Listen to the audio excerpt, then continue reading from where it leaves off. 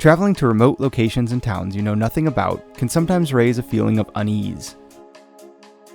It's easier to follow the path of least resistance, taking well-traveled roads and skipping the lesser-known places.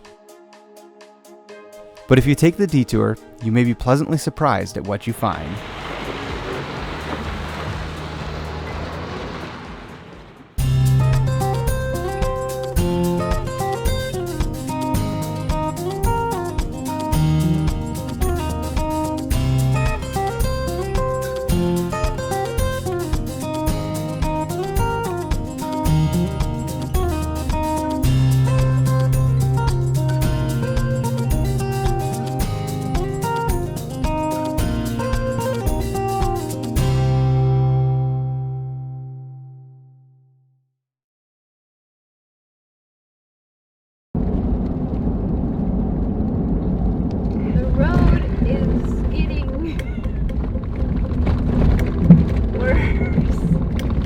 Something we have always enjoyed is finding places to stay that are more remote and not always official camping spots. This oftentimes takes us into forested areas, or in the case of our stay near Dawson Creek, a forested area of Crown Land, or National Lands of Canada.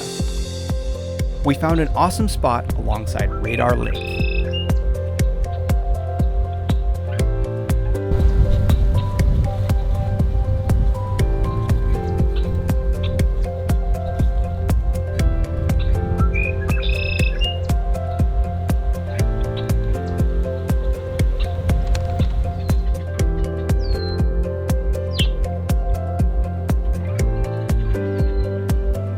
Our next section of drive was not north on the Alaska Highway, but actually south, taking a detour along Highway 52 to a few small towns along the highway: Tumbler Ridge, Chetwynd, and Hudson's Hope, before rejoining with the Alaska Highway further north. The drive flowed through rolling forested hills and wind turbines before making it to our first destination in Tumbler Ridge. Our first stop was at the Visitor Center. Tumbler Ridge is a haven for outdoor enthusiasts, surrounded by very unique geology and lots of outdoor recreation. One unique aspect of the town is that it's well known for its dinosaur discoveries and is home to a dinosaur discovery center that we visited next. Tumbler Ridge has an all-too-common story of a remote mining community that was severely impacted by the closing of the local mine in 2000. As the community was falling on hard times, a surprising discovery was made by two boys while tubing down the Flatbed River, a set of dinosaur tracks on the bank. Since the discovery, the town of Tumbler Ridge has become a hotspot for new dinosaur discoveries and is now the center of a United Nations Geopark to help protect the unique geology of the region while encouraging economic development.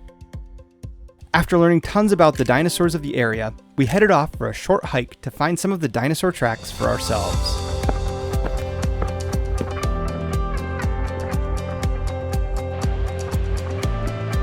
So we've hiked down to the Flatbed Creek area where the dinosaur tracks were first discovered in Tumbler Ridge.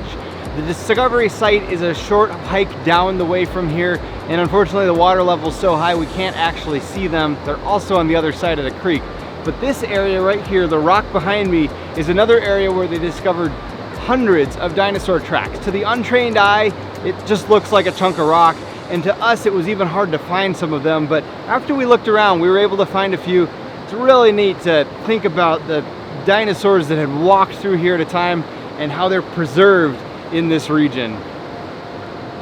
If we had more time, we would have loved to explore the provincial parks of the area, the massive waterfalls, and a number of amazing geological and rock formations that are found in the area.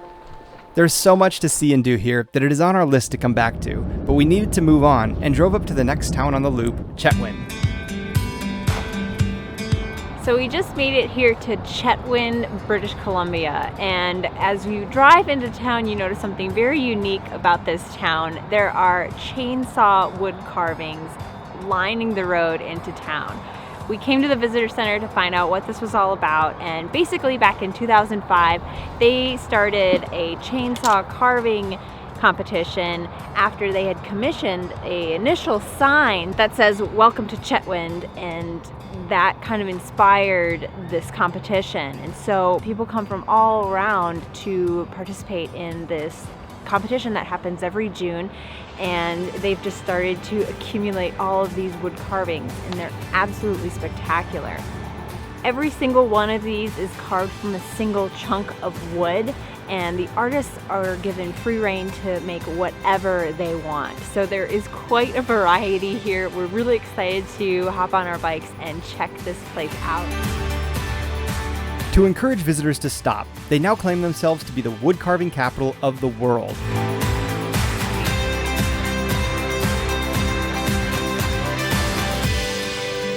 These carvings all come from a competition that's held each June where 12 professional woodcarvers are given one solid piece of wood and 36 hours to complete their masterpiece. Each piece is then displayed in the town as outdoor art.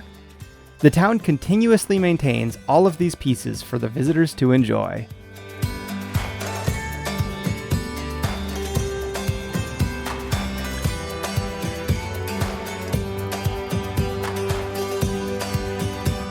I'll save you, miss. Hi!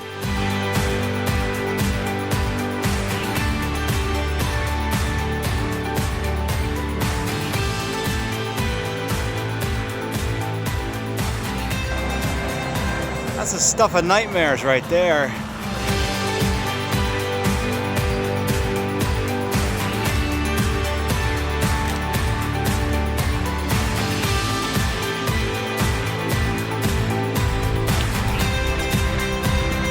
We got going out of Chetwynd late and without plans, but found a neat little spot along a lake to set up camp for the night.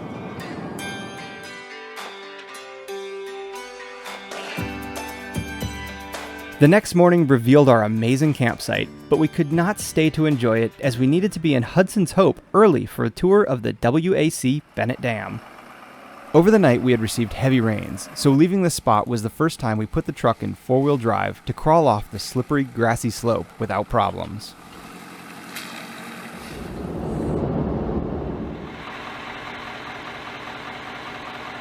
Today we're at the WAC Bennett Dam here in Hudson's Hope, BC. We're hoping to be able to get a tour of the dam. So far we've walked around and learned quite a bit about it already. Upon entering the building, we were informed that no video or audio recording were allowed, but we could take as many pictures as we wanted. We started our visit in the amazing visitor center that includes exhibits on electricity generation and transmission, hydropower, and the history and information about the dam that was built in the 1960s and forms the 680 square mile Williston Lake, the largest man-made lake in British Columbia. After exploring the visitor center for a while, it was our turn to visit the dam's inner workings, and with a group size of 2, just us, we donned high visibility clothing and boarded a bus that took us down 600 feet to the base of the earthen dam, and we entered a service tunnel.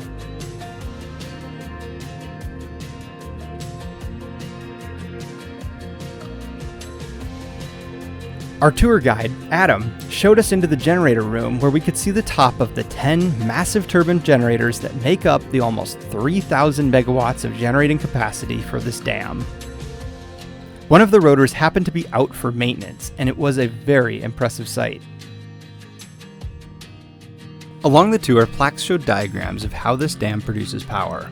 Water from behind the dam flows into penstocks underground and races downhill to where it hits the turbines and spins the generators in this room. Generated power is then transmitted at relatively low voltages in the tens of thousands of volts up to the switchyard, where it is stepped up to hundreds of thousands of volts for transmission. Our tour continued down along a passageway into a large, chilly, and damp cavern known as the Manifold, where the water recombines into a river after passing through the turbines. The sight and sound of the deep, raging underground river was absolutely incredible. On our way back, we learned that the construction of the dam was met with heavy resistance from the native tribes who lived in the valley that was to be flooded. The project proceeded anyway and has been a source of conflict between native communities and the government ever since. Before leaving, we completed our tour of the dam by driving across it to a viewpoint on the other side for lunch.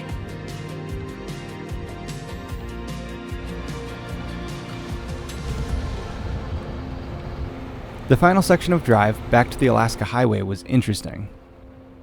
We were told that we needed to see it before it was flooded. Another dam is under construction named Site C near Fort St. John that will flood this valley that we were driving through. Sections of the road were being relocated, and where we drove would eventually be underwater. Although the flooding was years out, trees were being cleared and construction was already underway. We drove through the Peace River Valley near Hudson's Hope and imagined what that place was going to look like once they flooded it. It was really interesting because you kind of have this fight of emotions inside, and it is beautiful now. So to think of it basically going away from an aesthetics point of view, from a natural point of view, you definitely feel that. But then from a progress point of view, you can also see that side of it. So it's just not a very easy thing. It's a difficult thing, and you're always going to have both sides wanting something different. Some 20 households were being forced to move, and although the project was approved and proceeding, signs along the road still showed there was opposition, reading Site C sucks or no Site C. The Site C Dam project is going forward to provide additional power for the developing British Columbia and has been in the works and in discussion for over 20 years. It really just comes back to the price of progress. Even with the opposition, we heard from locals that they have done a much better job coming to agreements with the First Nations and Native tribes and locals impacted by the dam. The drive after turning back onto the Alaska Highway to Fort Nelson is mostly rolling hills, straight or slightly winding roads, and trees for miles and miles.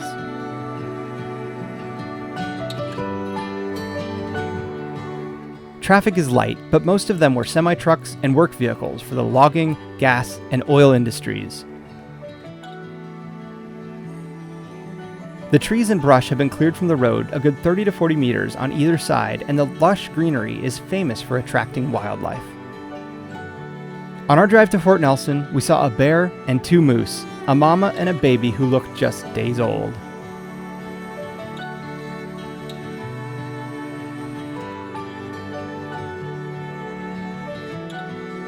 Rolling into town, we went looking for dinner and stopped at the down-to-earth health food store and cafe, and we had an amazing dinner out on their patio.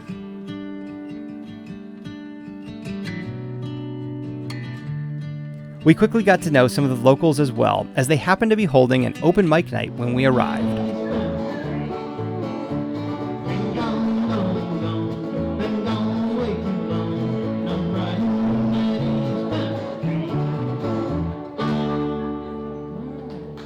We settled into the Triple G Hideaway Campground for a few nights to recharge before heading further north, and took some time to explore the Fort Nelson Historical Museum next door.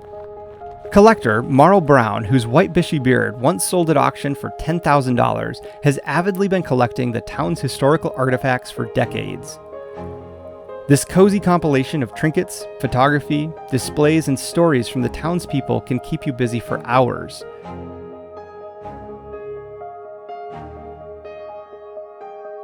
After exploring the main building, we took a guided tour to the outbuildings that surround the main building that include things like a classic car garage where all the cars run, an old post office, telecommunications building, church, trapper's cabin, and even an old engine that once provided power to the town.